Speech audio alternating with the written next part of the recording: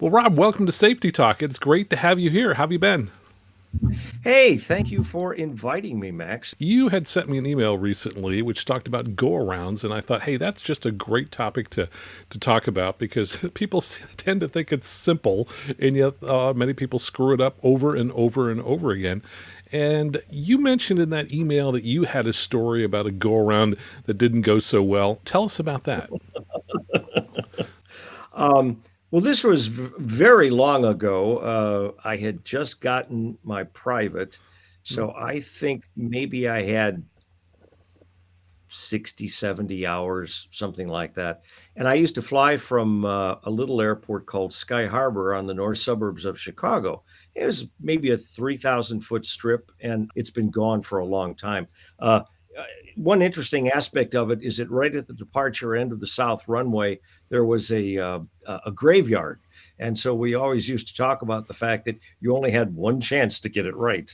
But a little motivation there. But anyway, so one day I was in the pattern coming back, and I don't know, somebody pulled out in front of me, and I had all of the 150s flaps down, and that particular model was when they went 40 degrees, and those things were like barn doors. They were a lot of drag. So I thought, oh, got to go around. I can't land on the guy. I shoved the power forward, and of course, you know what the nose did the first thing.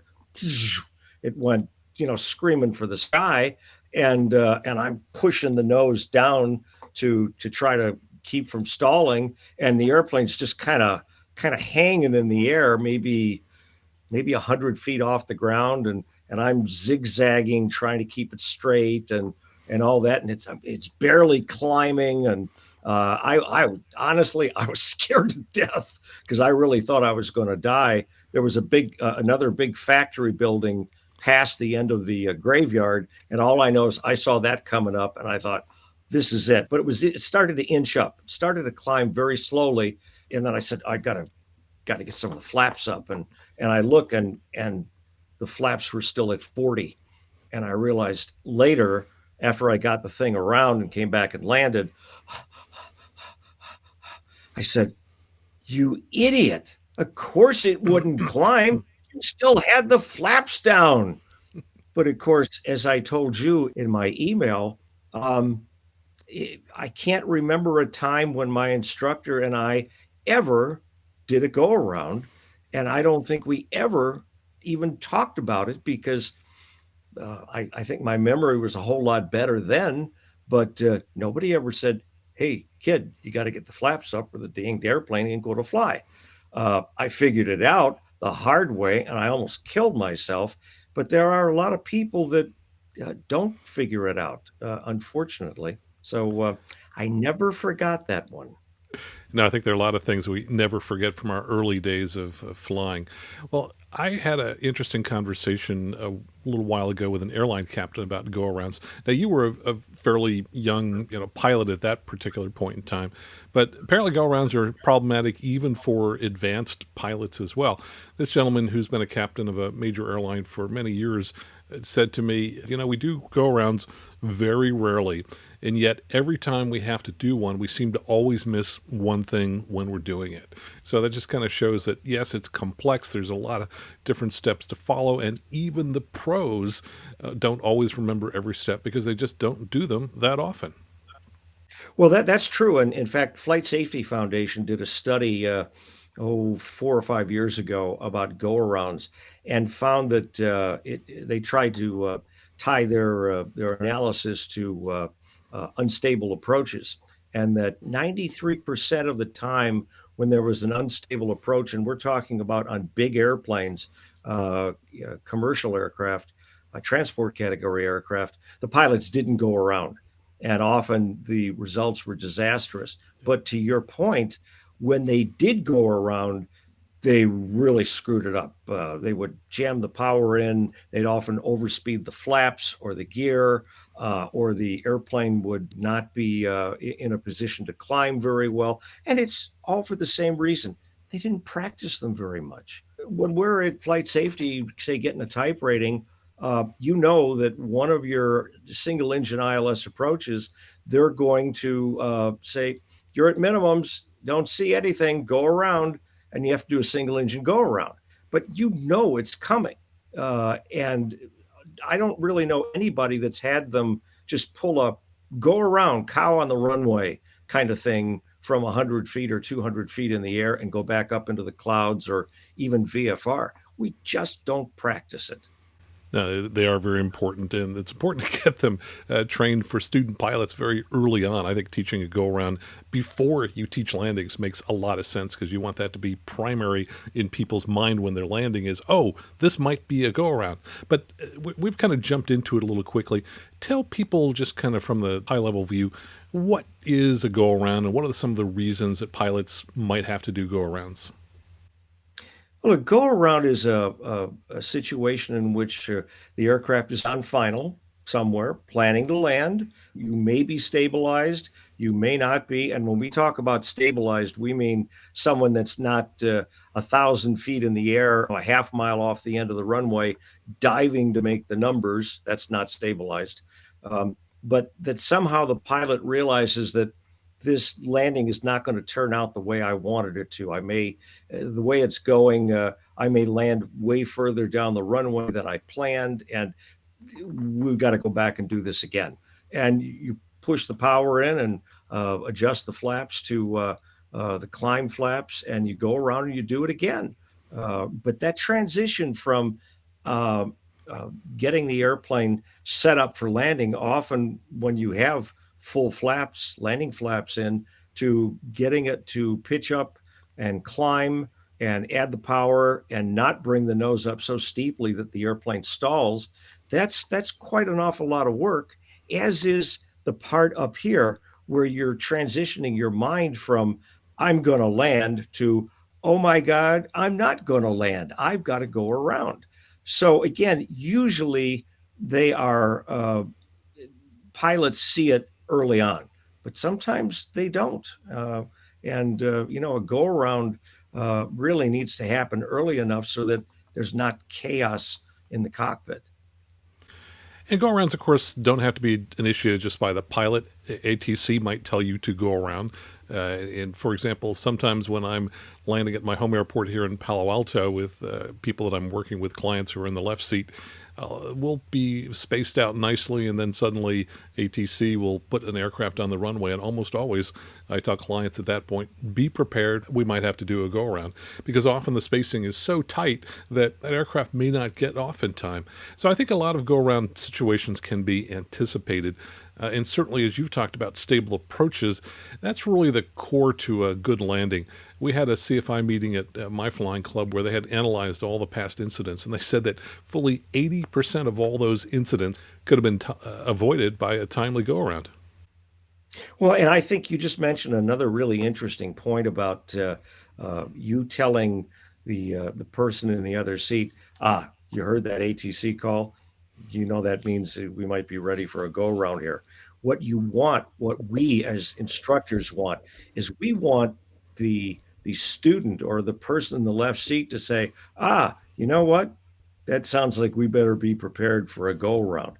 You don't want them to depend on you to tell them that. We want to see them recognize it and be prepared with possible action somewhere along the line.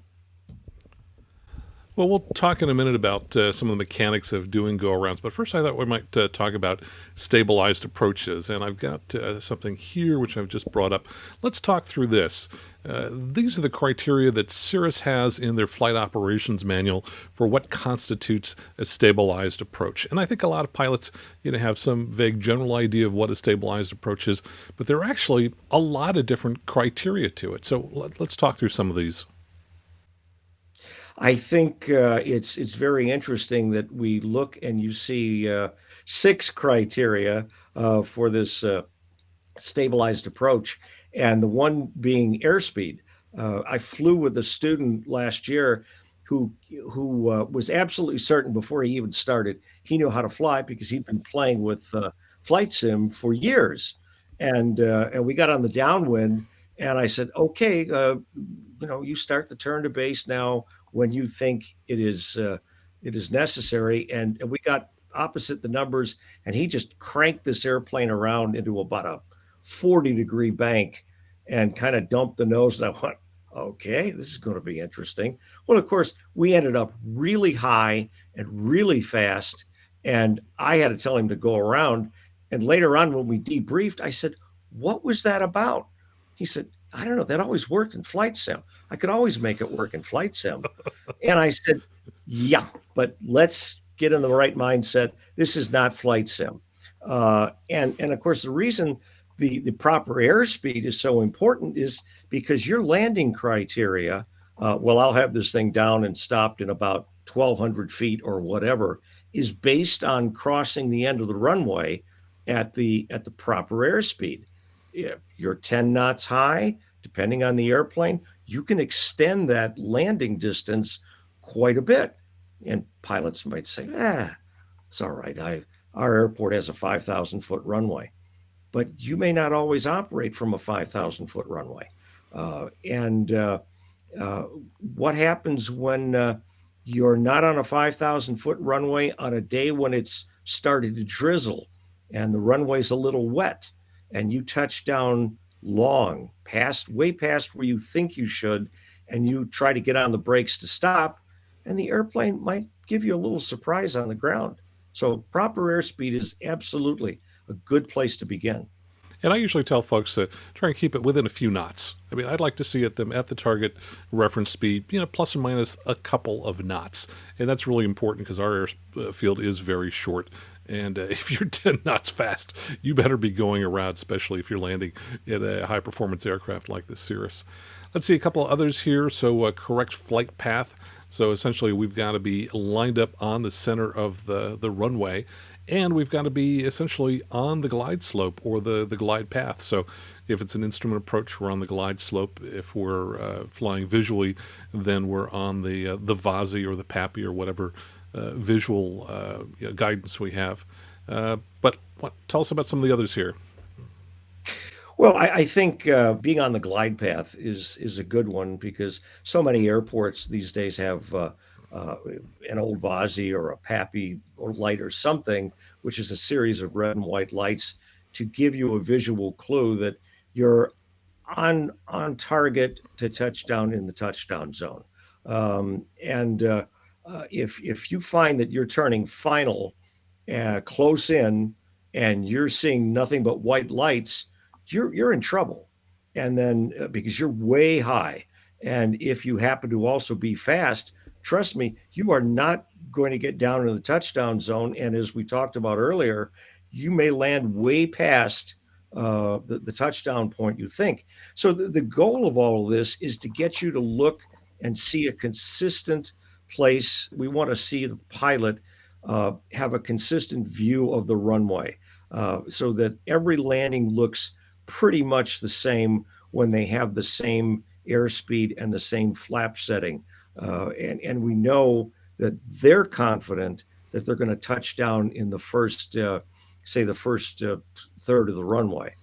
Because if they're not, and they're looking at that going, anytime something in your brain says, I think this is going to work, or we'll probably be okay. When your brain starts spitting out words like that, even if it's not verbally, it's time to go around and do it again. Sure. You don't get points off for messing it up the first couple of times. Yep. The real secret is to realize it's not right, and we'll go back and fix it. So let's look at a couple of the other criteria for a stabilized approach. You've got the correct aircraft configuration, which, of course, typically when we're in final is going to be full flaps, landing gear down for those aircraft with landing gear, appropriate power setting for the aircraft configuration, and if you're constantly jacking the throttle in really large motions, you're not stabilized. You should be, when you're on final, making small changes to the throttle, which means you figured out pretty much ahead of time about what power setting you need when you're on final. You've got it there, and you're just making tiny, tiny changes from that. Normal angle and rate of descent. Only minor corrections required to correct deviations, and that's for all the different things that we've talked about. And Cirrus basically says that if a go-around must be executed if the above conditions are not met and the aircraft is not stabilized by 500 feet AGL. And I think a lot of the airlines actually have a higher criteria. I think I've heard people say that they're required to go around if they're not stabilized by 1,000 feet. Is that what you've Yeah. heard? Yeah, it varies by airline, but usually same in a corporate situation. Although honestly, as we talked about earlier with the Flight Safety Foundation study, there are a lot of transport category pilots that know they're not stable, and they go, we can make this. All right. And see, that's the key that we really have to focus on. You don't get paid extra. You don't get a bonus for fixing a really crummy approach. And the risks are extremely high that you're going to prang the airplane and possibly hurt somebody. And I think that's the big challenge. I think pilots who are flying recreationally are used to saving all kinds of approaches, and yet when you get larger aircraft, that becomes more difficult. And frankly, it's kind of silly to do even in small airplanes. Not every approach is meant to be a landing. And what we're kind of getting at here is that you can definitely reduce the number of go-arounds that you're going to do, and you're going to have far more good landings if you simply set up yourself for a stabilized approach each time, and you stick to that. You do it religiously. You don't just kind of talk about it. You actually do it. You actually do go around if you're not stable. That's true. And when especially a private pilot, you can tell when they turn base at a mile or maybe closer than that, I should say, but uh, 3/4 of a mile. And if the instructor can look over and say, "How are we doing?"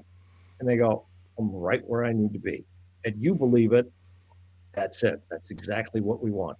But when the student says, uh, "Yeah, yeah, this is okay," when they express that doubt, that's the time we need to show them, is there anything you can still do at this distance to make this work? Which maybe sometimes it's just reduce the power by 200 RPM. It might put you right in the strike zone. But if that doesn't do it and you've got the power back to idle, go around. It's not worth it. So let's talk about a recent accident. I dug this one out. This was an SR22 that crashed back in 2011, so it's been quite a while. And it occurred at an airport that I used to fly out of when I lived in New Jersey, which is the Essex County Airport in Caldwell, New Jersey. And this particular aircraft was coming back from a trip with multiple family members on board.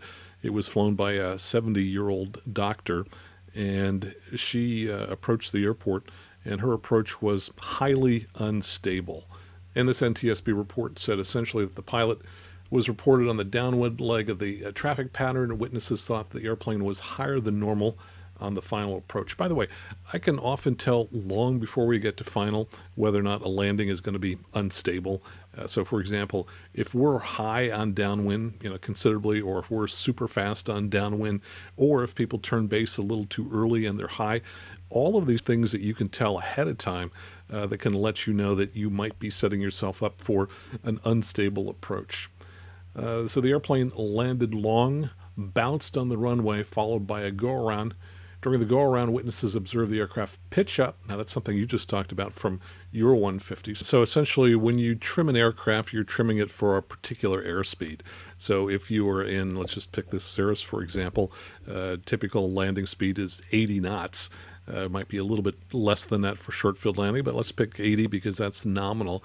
When you trim the aircraft for 80 knots, it's going to tend to stay at 80 knots. If you then suddenly go full power, the only way that aircraft can stay at 80 knots is to pitch up dramatically, because at full power to get 80 knots, the nose is pitched up pretty darn high. And so anytime you do a go-around, not only are you pushing in power and right rudder, but you're simultaneously pushing on the yoke. So you really ought to anticipate that anytime you do a go-around. Push forward on the yoke, you're going to have to do that. And let me just jump in to say that Rob and I talked about the need to push on the yoke after applying full power, but there may be times you might have to pull on the yoke after adding full power, and whether you have to push or pull totally depends upon how the aircraft was trimmed or how it was mistrimmed prior to the go around. Regardless of whether you need to push or pull, the key thing is that you need to adjust the yoke until the aircraft is at the proper pitch attitude for climb. And note that the pitch attitude may be a little different from the pitch attitude in a normal climb, because during the go around you will have initially retracted the flaps to 20 degrees, if, for example, you're in a single-engine Cessna, or you may have retracted the flaps to 50% if you're in a Diamond or a Cirrus.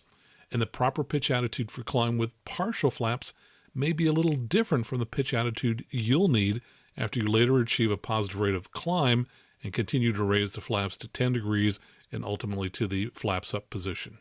So witnesses said the aircraft pitch up, so apparently the doctor may not have been pushing hard enough on the stick, and entered a left turn. The nose of the airplane then dropped, indicative of a loss of control, possibly also indicative of a stall. The airplane impacted the ground in a steep nose-low attitude about 1/2 mile north of the airport. Airplane was destroyed by the impact and post-crash fire. Goes on to say that the flaps were found in the fully extended 100% position. And of course, they note here that the aircraft's pilot operating handbook stated that in a go-around situation, the flaps should be retracted to 50% during the go-around, then retracted once obstacles are clear. Yeah, that's really sad because of what we said at the start. People screw them up royally all the time, and they often do not end well. And so let's talk a little bit about the go around. When you've been instructed to do a go around or you've decided to go around, what's the first thing that people want to do? We've already talked about that, right? It's going to be full power. Anytime you apply full power, you've got to be thinking simultaneously, add right rudder. Now, it said this particular aircraft turned to the left during the go around. To me, that says probably didn't have enough right rudder. Probably, and of course, without a track of well, I mean, we don't have the ADS-B track on this, but we don't know what speed they were at. But again, was it just not enough right rudder, or was not enough right rudder, and they didn't push the stick down, and they didn't retract the flaps to the takeoff setting? All three of those together, again, it's not good. Yeah, so you've alluded to some of the next steps there as well, too. So I think every aircraft I've ever seen has a step that says raise the flaps, and usually it's raise them partially. I see students who all the time just kind of rush through go-arounds in kind of a panicked type of approach, as if they didn't complete all 4 steps in the next 4 seconds, somehow we're all going to die. And I got to tell you, I think that professional pilots are more deliberate. They know that they have a series of steps that they execute. They know that if they rush things, they're probably going to screw it up. And with a go around, generally, you've got a little bit of time. You don't have to get through all 4 or however many steps, in 4 seconds. You do definitely need to do the first few right, and you need to continue on. So yeah, I would say step number 1, always get the, full power in right rudder, start to make sure you're at the right pitch attitude, which usually means push so that you're not, pointed straight up, but then get those flaps to 50% or whatever, the POH says they need to be at. And then, of course, if you've got an aircraft with retractable landing gear, somewhere in that process is going to tell you to raise the landing gear. A lot of aircraft I see will have kind of what we'd call a flap sandwich. You first you do the flaps, then the landing gear is in the middle, and then you do the flaps again. That's your flap sandwich, and that's what you do to complete the go-around. It is important that people we don't want to lose track of the purpose of this maneuver. It's not just to see you move your hands and click buttons and push knobs and all that. The goal of getting this done correctly is that you need to get the airplane climbing away from the ground safely. And you don't want to get so focused on getting all the steps right that you look over at some point at the instructor and his eyes are really big because you're not climbing. You're nice and level, maybe 100 feet off the ground. So it's not something that's going to happen immediately, but the pilot does need to be able to have some peripheral vision to say, yeah, okay, we're climbing, or at least be taking a look at the vertical speed indicator and seeing whether it's giving you the trend that yes, you're climbing. Okay, that's great. We've got the power in, and that none of this comes without practice. I mean, if we practice go arounds as often as we do just landings, just circuits, I mean, we would probably see people reduce this accident chain a whole lot. Yeah, indeed. Part of the issue, I think, with people flying straight and level is somatographic illusion, which anytime the body's accelerated, you feel as if you are climbing. And so sometimes I see people, especially if they're doing a go-around after a missed approach, they'll just be flying straight and level. I'm thinking, climb, please climb. That's Sure, and imagine going around in your VFR. Imagine it's at night, yeah. and that adds even more complexity to it because things are dark.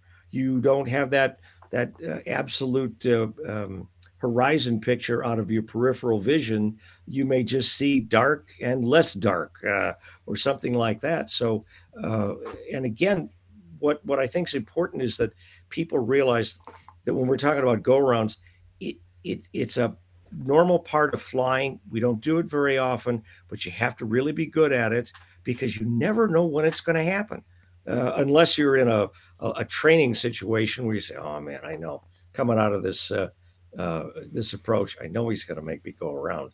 But we're talking real life, as you said, when the tower says, "Oh, there's a vehicle on the runway, go around," or something else happens, the wind picks up and it's just beating you up fiercely, and you're lined up at the side of the runway, and you go, "Man, this is not good." Uh, so you need to be ready because you'll never know when it's coming. Yeah, and there are a few other steps that you may have to do depending upon the aircraft that you're in. So, for example, a lot of modern GA aircraft have a toga switch or a GA switch, a go around switch, and that can definitely reduce Toga. the, Ooh, yeah, what's a toga? take off, go around, TOGA. And so, for example, you can push it before you take off, and it will set the flight director for a pitch up climb of maybe 5 or 7 degrees, depending upon the aircraft that you're in. If you are initiating a go around, when you push that button, it'll usually do 4 or 5 different things. In some aircraft, it disconnects the autopilot, and others, such as the modern Cirrus aircraft, by that I mean the later models, not the early models, it will actually leave the autopilot on. But then it will also engage the flight director. It'll give you that pitch up of 5 or 7 degrees. If you've been flying at instrument approach, it's going to unsuspend the GPS so you don't have to hit the suspend key. It's also going to switch the CDI back to GPS if you were using a VOR or an ILS to land. So the first step really in those aircraft is going to be hit the toga button, which is often very close to the throttle. So as you're pushing the throttle, you can be pushing the toga switch as well. And then in some of the big airliners, they're going to have auto throttle and auto thrust systems that will set go around thrust if they are engaged. So you're going to have different procedures in different aircraft. Well, that's true. So when you mentioned before about what happens in the Cirrus, uh, I mean that's a perfect kind of a training tool or a training opportunity to see in a sim, so that you can go through it very slowly and say, "Now watch this. When you hit the toga button, the flight director is going to do this. It's going to resequence all the good things." You go, "Oh," because you want to know that before you screw it up in a go around. And God help you if it's night or it's IFR. If you don't understand what the autopilot's doing, there's those famous last words. What's it doing now? Uh, you don't want to be in that category. Well, I always tell my clients that their goal is mastery of the aircraft. That is, I want them to know every button in the airplane, how it works. I want them to know all the systems in the aircraft. And I think that should be the goal for any pilot. Mastery of the aircraft means you fully understand all the different systems in the aircraft and how they were supposed to work. Let's talk a little bit about risks with a go around. I think we talked about one of the first things, which is the trimming can be a bit of an issue. Because if you're not trimmed properly, then the aircraft is going to pitch up. I am aware of a crash that almost certainly started from that. Happened in Ensenada. I was there when it happened and knew the pilot. And also some of the passengers as well too. This particular aircraft had flown an extra 100 miles or so beyond its normal flight path because the gentleman had done this trip in his Cessna 320 a number of times, a twin-engine aircraft. And this particular time when he arrived in Ensenada with relatively low fuel at the end of a number of legs, he thought he had a problem with the landing gear, so he said he'd do a low pass and let the tower inspect the landing gear. Then when he added full throttle, the witnesses on the ground said the aircraft pitched up steeply. So he was an older gentleman in his 70s. Either he wasn't thinking or didn't have the arm strength to push forward on that aircraft, but it pitched up dramatically. And most people believe that when the aircraft was on base to final and basically did a VMC roll because an engine had quit and it got very slow, that this massive pitch up had caused the fuel to move backward in the wings and to eventually cause it to unport so that fuel stopped going into the engine. So probably if he had been able to prevent this extreme pitch up when he did his go around, probably the fuel would have stayed where it should have been. He probably would have been able to make it successfully around the pattern. So for the first big risk is not managing the trim, the pitch up attitude effectively after the go around because that can lead to loss of control. We had another incident that occurred recently at Palo Alto 1 or 2 summers ago. I don't think the final report is out on this, but a gentleman was flying an aircraft that was relatively new to him, which was a retractable Mooney. And he came in on a day where there were a little bit of light clouds, which were obscuring the airport a little bit until he got on final. He was on a long base entry to the runway. And he kept telling the tower, that he didn't have the airport in sight. Finally, as he got past where the clouds were obscuring the airport, he was essentially on final at that point, so he overshot the final. And I think he ended up essentially high as he was trying to rejoin the final. Touched down midway in the runway, bounced the aircraft, and then the aircraft ended up just beyond the end of the runway in a pond, and unfortunately people in the airplane died from that. So my guess is that he had an unstable approach because he didn't spot the airport until fairly late. And then he didn't manage the go-around well after he landed long and did his bounce. So initiating the go-around, if you don't initiate the first few steps correctly, you can be in big trouble.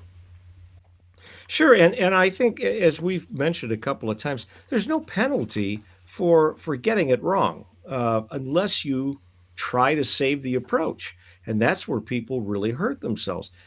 We all make mistakes. If you made a mistake and you're too fast, you're too high, just go around, come back around, and do it again. So maybe when you get into lunch later that day, they'll say, "Oh, you couldn't get the thing down."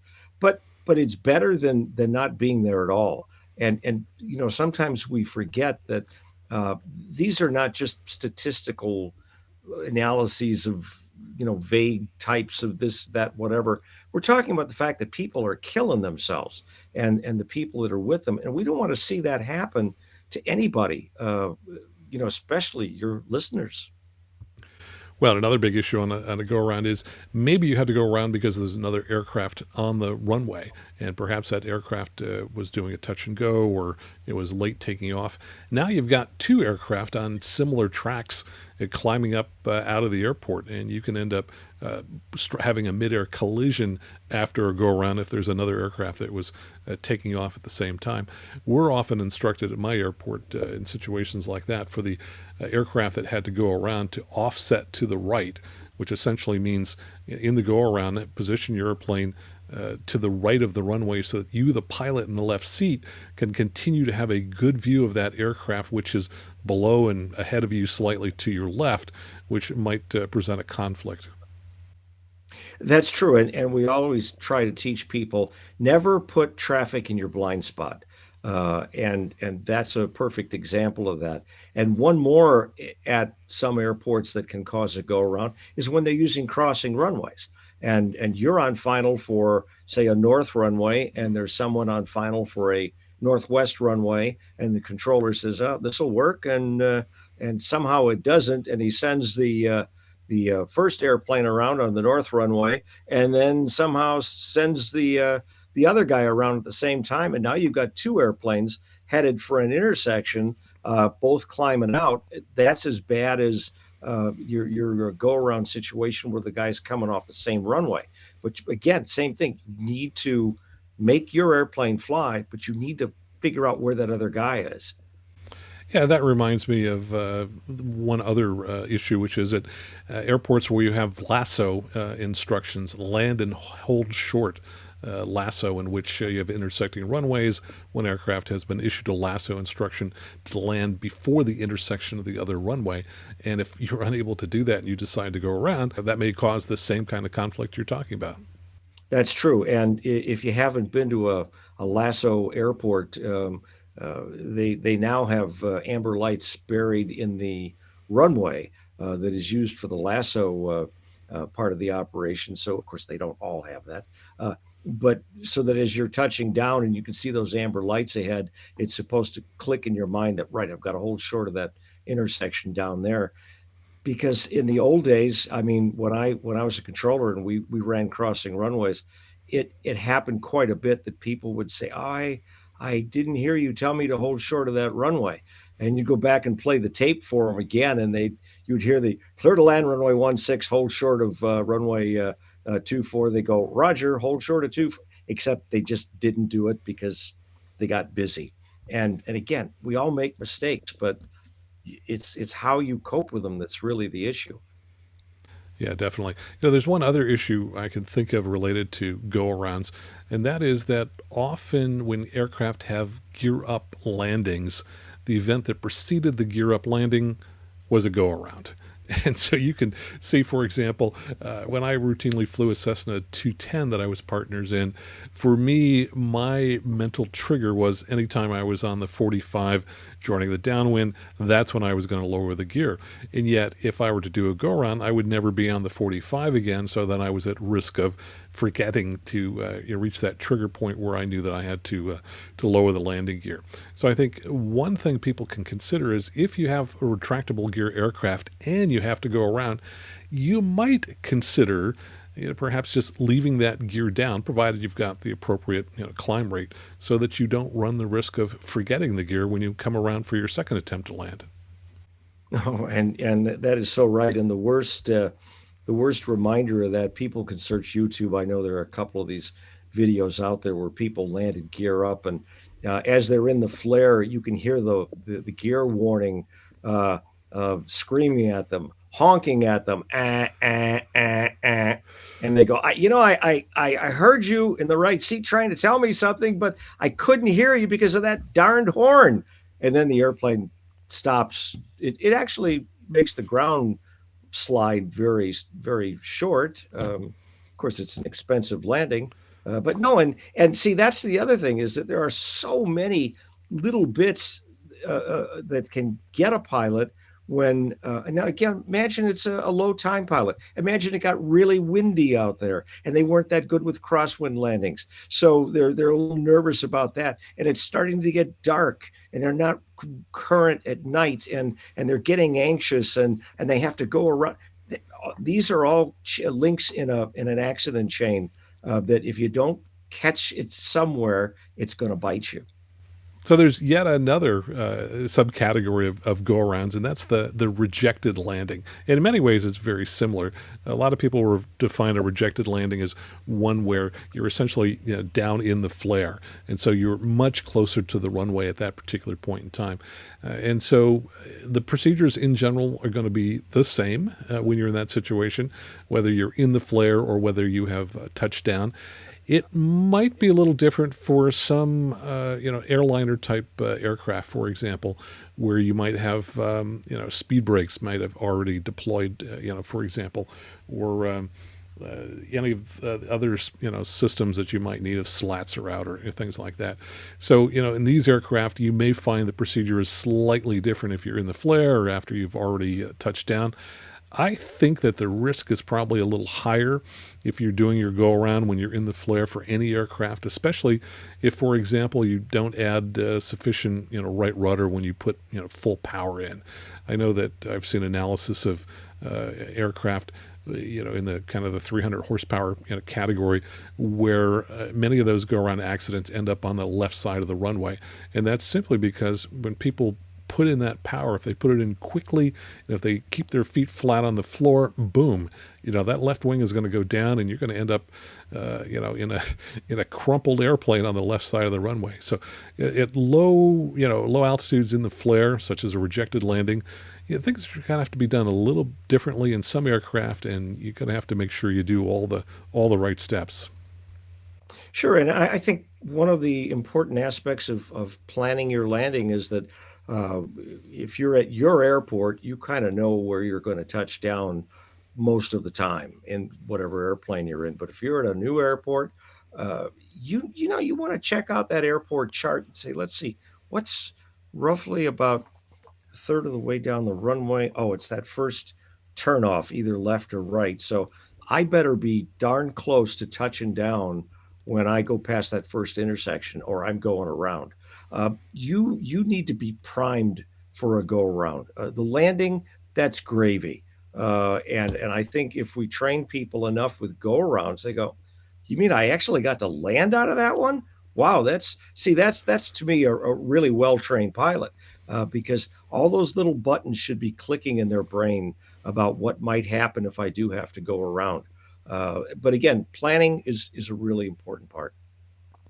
And one of the things I like about slightly longer runways is having the numerals along the side that tell you how many thousands of feet left on the runway. I can't tell you how many times I've been with pilots and they say, oh, that's what those things are for. But yes, when I'm landing at those runways, and if we're anywhere close to the end of the runway, I'm looking, hey, did we just pass the 2? Okay, that means there's only 2,000 feet of runway left. Are we coming up on the 1? Whoa, that's only 1,000 feet of runway left. And those become key indicators for me when I'm working with a client as to whether I call out go around, because I never want to be in the situation of running out of runway after a landing. And if you pay attention to those numbers, wow, they really help you figure out whether you need to go around or not. Oh yeah, and I do that when I'm in the back seat of an airliner, because I often like, I don't know why I like to sit on the left side, but and you'll see it when they pour the coals to it, and you'll see a 6,000 foot sign or something, and the airplane's rolling, and it's 5,000, and it's 4,000, and by the time it gets to 3,000, I'm starting to go, okay, let's fly here, baby. And usually that's about rotation time, but it's just one of those things that I think you get into the habit of when you know the sign is there, and you've watched it and you use it, because there are just so many signals in aviation that the environment, that the airplane, that the people on board are giving you. It's important to pay attention to them. Boy, you raise a really excellent point. I think as pilots, we constantly need to be aware of our environment, all the things that are occurring, all the things that are changing, and be constantly evaluating what our response should be to the changes as they unfold. And nowhere is that probably more important than in a go around scenario. That's true. And so I urge people, if your instructor is not regularly performing go arounds with you and training you and about what to watch out for and how to perform them well, hopefully they're doing that on the ground first and then demonstrating it somehow. You need to tell them, hey, I want to learn how to do that, because one of these days you're going to be out there by yourself, like some bumbling.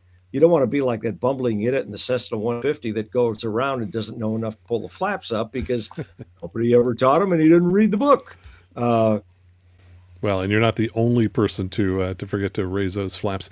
You know, that's part of the reason when Cessna restarted production back in 1997 that they only had 30 degrees of flaps. You know, there were a lot of people who got in trouble with that extra 40 degrees of flaps, and in some cases the airplane wouldn't climb at all. So I think that's why the newer airplanes only have 30 degrees of flaps to help That's right. reduce. And they also changed the switch because on the early ones, if you just flipped it up, all the flaps would come up at one time.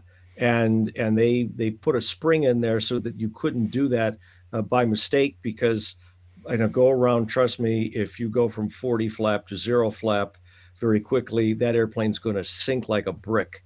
And that's not something you want to demonstrate close to the ground. That's something you go up and do at 3,000 or 4,000 feet. Yep, definitely. Well, Rob, thanks so much for joining us today on a safety talk about go-arounds. Where do people find out more about you and your work? Well, they find me at jetwine.com, where Scott Spangler and I try to add some interesting insights to the industry.